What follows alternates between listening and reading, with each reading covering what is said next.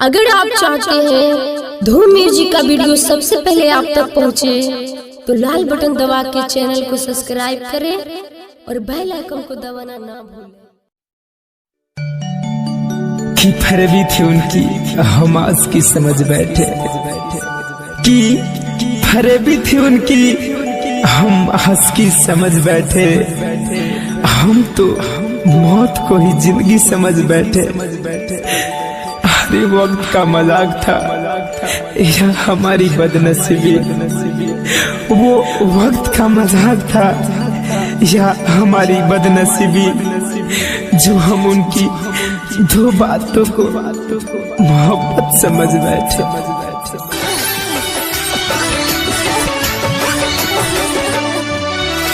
जहर जुदाई में पी ले हम हो, जो नहा जान गए। जहर जुदाई में पी ले हम छूटा तई पड़ा।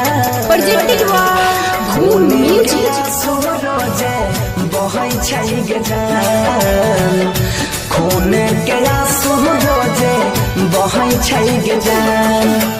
तू जोई भी ससुरारी अपना जोने गजान, तू जोई भी ससुरारी हम हो जइबो समसान।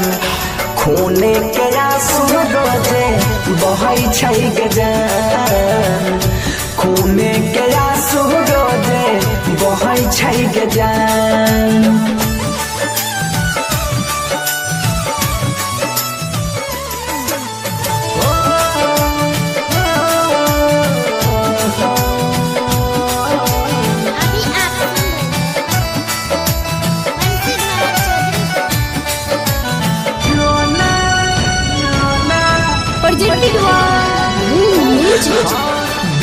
वियोग में केना के जीवो याद तोहर जब आइताओगे। दिल पड़ दिलही गम के बोझा सितम न सहल जाइताओगे।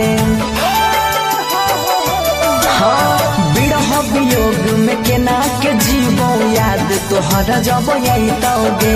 दिल पड़ दिलही गम के बोझा सितम न सहल जाइताओगे। किस्मत में तू रही न हमारा हो, किस्मत में हमारा लिखने नहीं रहो भगवान। खूने के आंसू रोजे बहै छै गजान, खूने के आंसू रोजे बहै छै गजान।